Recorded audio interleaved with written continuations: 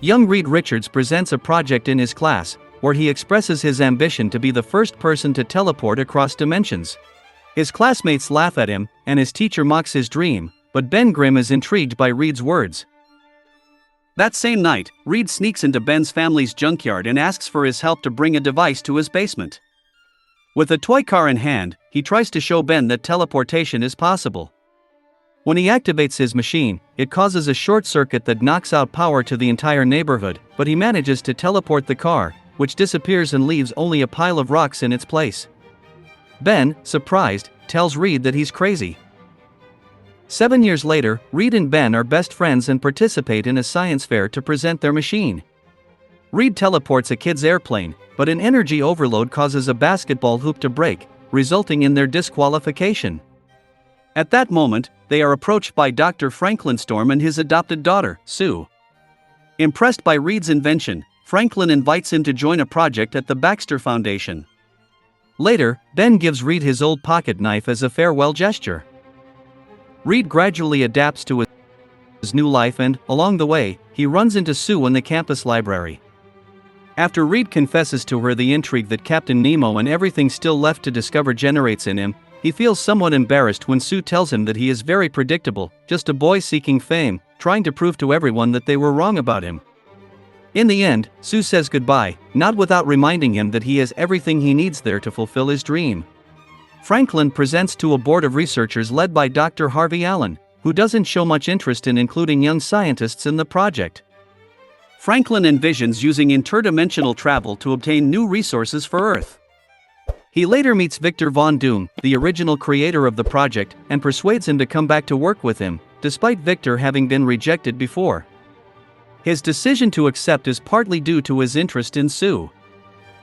In the laboratory, Sue analyzes the plans for the device made by Reed, commenting that it's incredible what a kid has achieved with a Nintendo 64 and a bit of aluminum foil, as he was on the verge of creating a black hole that could destroy the Earth.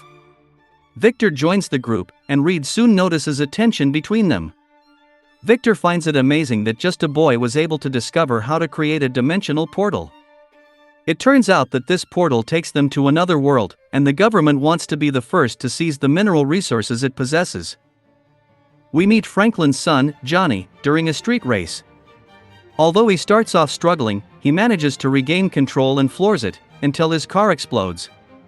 Franklin finds him in the hospital and scolds him for wasting his potential, while Johnny feels resentment towards his father for prioritizing work over family. Johnny joins the team and quickly becomes friends with Reed.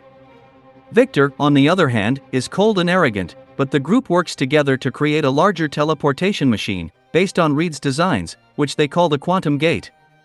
Once completed, the team sends a small chimpanzee to the dimension they've named Planet Zero. Through video surveillance, they manage to bring the chimp back safe and sound. Later, Alan informs the team that he and the other board members plan to recruit NASA astronauts to be the first human subjects to travel to Planet Zero, despite Franklin's attempts to convince him that the team is ready. Reed and Johnny share a drink with Victor while lamenting the recent news. Despite the situation, they decide to move forward and teleport. Reed calls Ben to invite him to join them. The four of them suit up and teleport to Zero Planet. Sue receives a notification that the Quantum Gate has been activated and calls Franklin at the lab. On Zero Planet, the guys discover land and a strange green substance that reacts with organic matter. Soon, the substance begins to deteriorate and causes an eruption. Realizing that the place is unstable, the guys run back toward the Quantum Gate. As they climb a hill, Victor is hit by a large amount of the substance, falling into it. The other three quickly return and communicate with Sue, but Ben's capsule gets filled with rocks, while Johnny is struck by a fireball. They are teleported back, but they bring with them a wave of radiation that also affects Sue, making her partially invisible. When Reed regains consciousness, he crawls toward Ben, who is trapped under a pile of rocks. Johnny is unconscious and engulfed in flames. Reed realizes that his leg has grown to an unnatural length and faints. Reed wakes up tied to a bed, with his limbs stretched out. He repeatedly asks about Ben, but the doctors don't respond. When they finally leave, he manages to untie himself and crawls through the air ducts, hearing Ben calling for him. When he finds him, Reed realizes that Ben has mutated into a huge rock creature. Ben pleads for help, but Reed hears people approaching. He promises to come back for him and escapes. A year later, Alan has used Ben as an asset in the war, taking advantage of his size and strength. He is seen smashing tanks on the battlefield. Johnny has learned to control his fire and flight powers, while Sue is perfecting her invisibility and force field. Both have received suits tailored to their abilities. Meanwhile, everyone is still searching for Reed. Sue tracks the last places he was seen and gets a lead through his emails, recognizing the nickname CPTN_in3MO from a conversation about 20,000 leagues under the sea. Reed is in South America, able to disguise himself by altering his facial features. He detects that an airbase has been breached and is found by mercenaries. Reed dodges their attacks by stretching and escaping, but Ben catches him. Feeling betrayed by Reed for abandoning him, he headbutts him and takes him back. Reed is taken to Area 57, where Alan asks him to help reactivate the quantum gate, hoping to find a cure on Zero Planet. Reluctantly, Reed agrees to collaborate to help his friends. After a while, Reed reunites with the other 3 team members, and a group of explorers ventures back into Zero Planet. From a distance, they detect a life form. It's Victor. The explorers bring him back, and everyone is shocked to see that his body is covered in metal, a result of his suit merging with him and the mysterious green substance. When he wakes up, Victor reveals that he has become stronger on Zero Planet and feels the need to destroy Earth to recreate Zero Planet in his own image.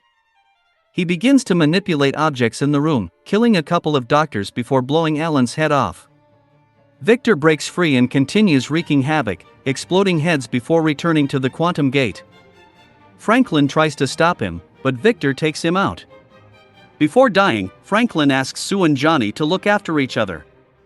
Reed, Sue, Johnny, and Ben chase Victor and follow him through the gate. Back on Zero Planet, they discover that Victor has opened a black hole that is absorbing Earth's matter, threatening to destroy it. The 4 realize they must eliminate Victor to close the portal. He continues to manipulate the environment against them, immobilizing them. Reed reminds them that while Victor may be stronger than each of them individually, he is not against their unity. Sue briefly maintains a force field around the portal while Reed distracts Victor. Ben, determined, exclaims, "It's time to hit," and delivers a powerful punch to Victor, sending him into the black hole, where he is absorbed and destroyed.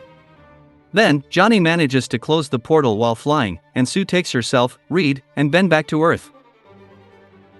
Despite their initial doubts, the military rewards the 4 for saving the world and agrees to provide them with a private base of operations.